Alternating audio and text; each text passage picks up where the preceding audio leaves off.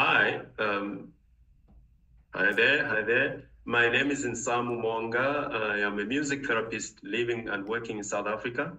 I'm originally from a country of the river gods in Zambia.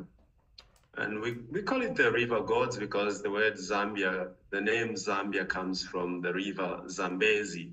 And the river Zambezi is considered by the natives of the land as a shrine. And the shrine is the residence of the gods. And so Zambia, from Zambezi, which is a shrine, hence we fondly refer to Zambia as the land of the river gods.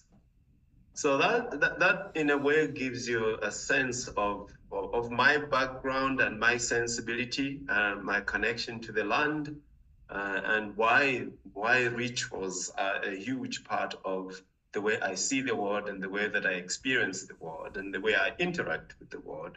I grew up in that kind of background where rituals were markers of seasons. The rituals were markers of just the annual seasons, but also the life seasons across the lifespan, from conception to birth to adulthood, initiations, up until death or the life after death, the continuities of life that are marked by ritual at every juncture in any individual and community life.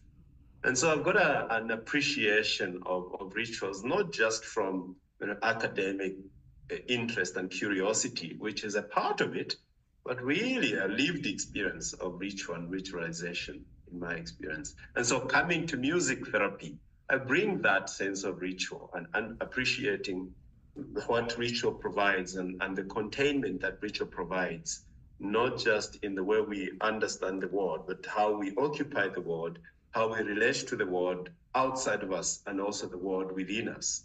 So that's a sensibility and perspective that I bring into music therapy. And I do appreciate music therapy, or thinking about music therapy and therapy in general as a ritual space.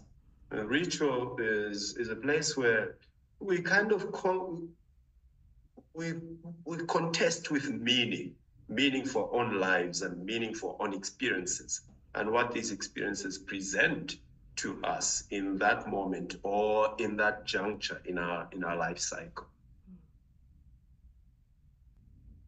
So my journey into music therapy is an interesting journey, interesting for me because, as I have said already, I kind of intuited music therapy before I knew there was a field called music therapy at all, right, as a profession. And sometimes I find that I have a kind of a difficult relationship with identifying with music therapy as a profession, because there's this intuitive experience I have about music and music therapy and its place in the life of people, wherever they are located. So the intuitive seems to take over quite a lot of times. And so by intuitive, I mean that even when I was 5, I was already relating with the world through music. I was already attending music healing rituals. I was already participating in rituals that used and employed music as a means of engendering health and well-being and community mobilization. I was attending these, dances that not just intellectually engaged, but they engaged the imaginative. I think some people call it the realm of the imaginal. So, and then we enter into this space of the nonsensical stuff, the stuff that doesn't make logical sense when we use language, but it does make sense within the containment of ritual, place of ritual. So I always sensed that there was always something there that I could work with in music. I worked as a teacher of music and the arts for years. That was my initial training. My initial training was of music education. I worked as a teacher, and also I trained as a psychologist and psychological counselor. Right. So in my years of working as a teacher, I dabbled as a school counselor. I also dabbled as a guidance, kind of career guidance for learners. And I could see how I worked with the arts already without even the training in musical arts and music therapy. I already used the arts as a means of meeting the young people somewhere and then transitioning them into performance, into a sense of well-being, a sense of achievement, all of that. I could see that.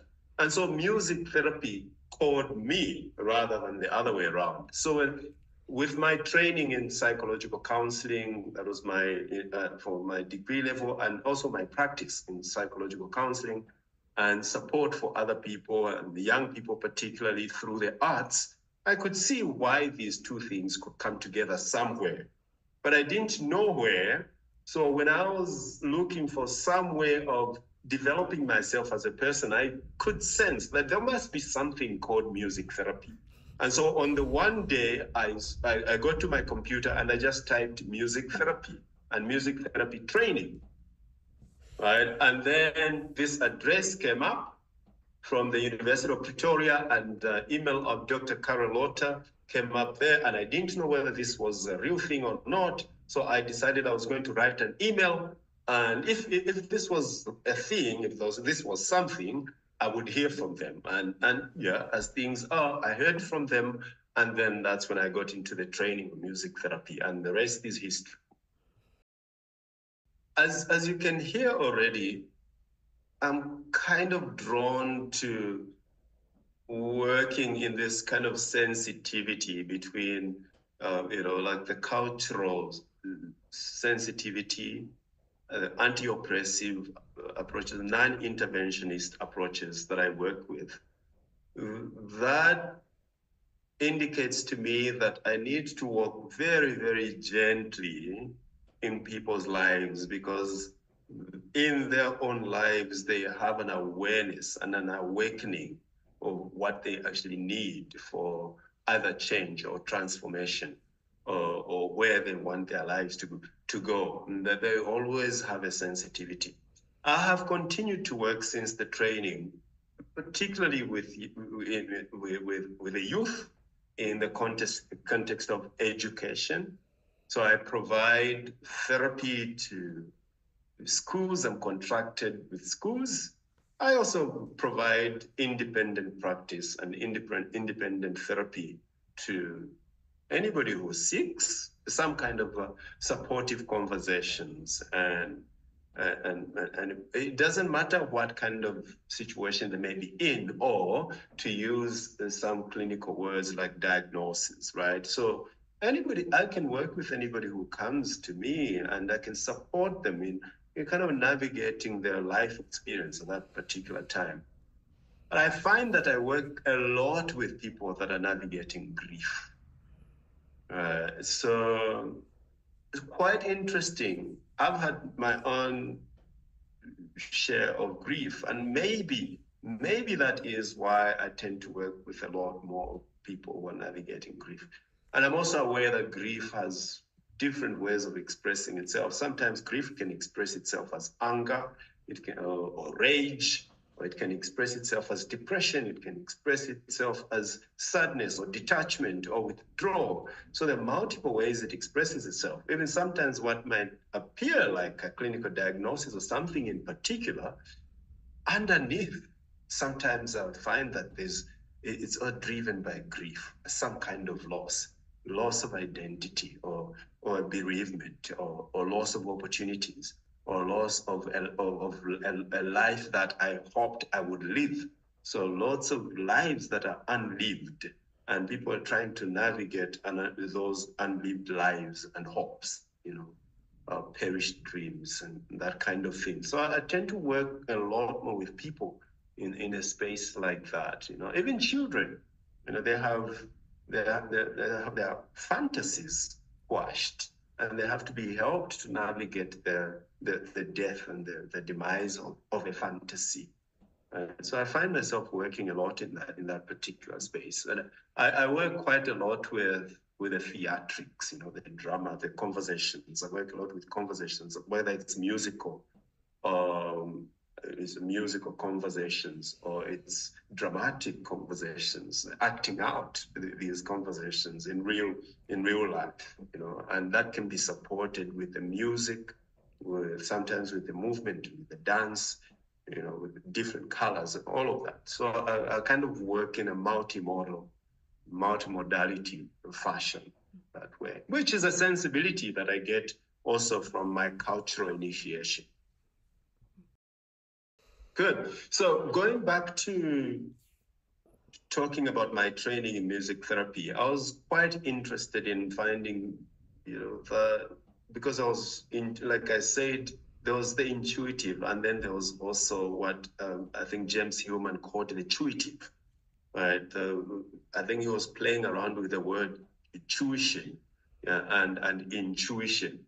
So there's the inner learning and the inner knowing that comes from initiation and induction into a particular culture. And then there's the intuitive that one learns from deliberate instruction or deliberate choice of intellectual inquiry. And so when I was coming into music therapy, like I said, I was already sensing that there was something sitting in me that was always aware of how my people, specifically Vatonga of Zambia, already used music and the musical arts to enhance their own lives. And I wanted, for my master's research, I wanted to kind of delve into that space and find out how Vatonga used music for well-being and for healing. And it wasn't anything that was groundbreaking, because anthropologists and ethnographers have done lots of studies, and they already understood how indigenous peoples use the musical arts as part of their healing rituals. Most of the healing rituals in indigenous cultures were centered around the musical expression, however that musical expression happened. And so I wanted to understand specifically how Vatonga used the musical arts for healing. And so I delved into that research. So you can find that research on the on the internet. If you're interested to read that, you know, the title of the research is Exploring the Place of Music Therapy in the Life of Vatonga People of Zambia. So you can find that, and I think it will be in the links here. And following that master's research is my current research in how people with cancer can utilize these indigenous musical arts to manage cancer diagnosis-induced anxiety and distress.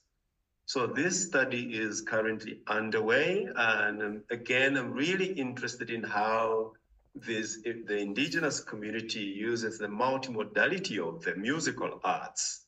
And I'm very deliberate about using the musical arts as opposed to music, because in the context of the musical arts, the music is very integrated in modes and types. And there's drama, there's theater, there's color, there's song, there's story, right? So it's multimodal by nature in the context, and it's not centered on virtuosity. It's not centered on performance entirely. It's a very inclusive artistic expression, which in itself gathers the living word and the word beyond the living word, right? And the word beyond the human. I think David Abraham calls it the more than human word. So it integrates the perpendicular, right, and the horizontal worlds, you know, all in one. So, and that's what I'm working with. Hopefully that can be a resource that people can access, because it's already present in their lives, in their worldviews, you know, how to harness that as a form of integrative and supportive therapy.